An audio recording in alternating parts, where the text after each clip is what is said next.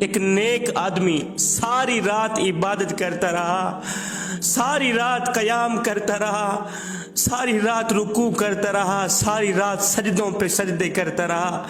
جب رات کا دوسرا پہر آیا، جب دعا کے لیے ہاتھ اٹھائے تو غیب سے آواز آئی، او بے مراد، او بدبخت، دفع ہو جا، ہم نے تیری نماز قبول نہیں کی، دفع ہو جا، ہم نے تیری عبادت قبول نہیں کی۔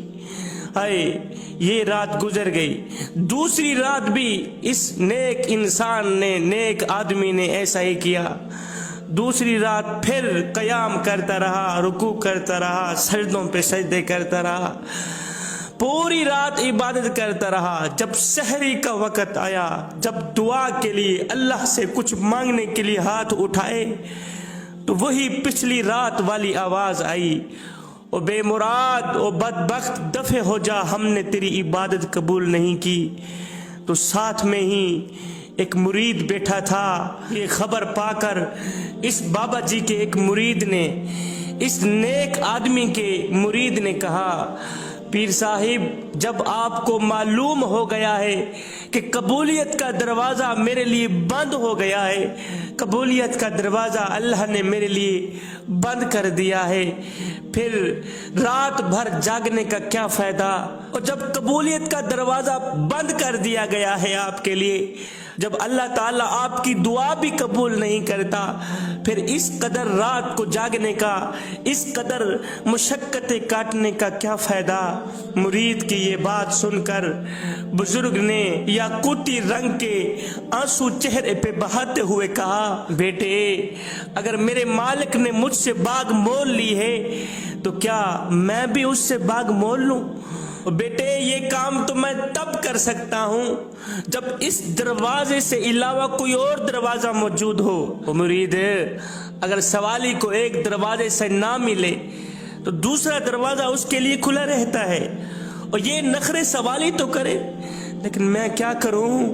اس دروازے سے علاوہ کوئی اور دروازہ میرے سامنے نہیں ہے، اس چوکھٹ کے علاوہ کوئی اور چوکھٹ میرے سامنے موجود نہیں ہے، یہ دروازہ چھوڑ کر میں جاؤں تو کہاں جاؤں؟ بیٹے، اگر اس کوچے میں میرے لیے کوئی جگہ نہیں ہے تو پھر دوسرا کوچہ بھی تو کوئی نہیں ہے جہاں میں منہ کر کے چلا جاؤں۔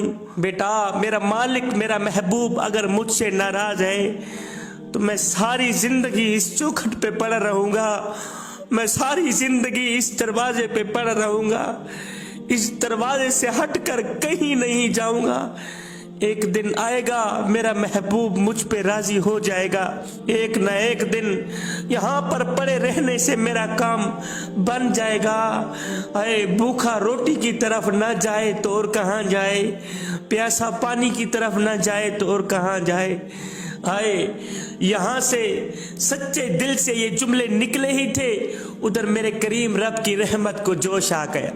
ایک دم غیب سے آواز آئی، او بزرگ میاں، تیرے اندر کوئی اور کمال تو نہیں ہے، پر سن، تیرے اس عقیدے کی وجہ سے اللہ نے تیرے ساتھ رسائی کر لی، اللہ نے تجھے اپنا محبوب بنا ڈالا ہے۔ تیرے اس عقیدے کی وجہ سے، تیری اس عاجزی کی وجہ سے اللہ نے تیرے ساتھ رسائی کر ڈالی ہے۔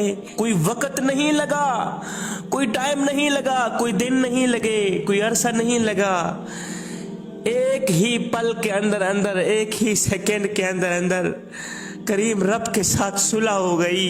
مولانا روم رحمت اللہ علیہ فرماتے ہیں، اے گنہگار بندے، دنیا کے دروازے چھوڑ، اس کریم رب کی چوکھٹ کھڑکاتا رہے، اس کریم رب کا دروازہ کھٹکاتا رہے، ایک نہ ایک دن تو کھل جائے گا، ایک نہ ایک دن تو خیرات مل ہی جائے گی۔ جوانو، رب کے عشق میں، رب کی محبت میں، معرفت الہی میں ایک وہ مقام بھی آتا ہے کہ دعا تو رہی بڑی دور کی بات، انسان صرف سوچتا ہے اللہ پوری کر دیتا ہے۔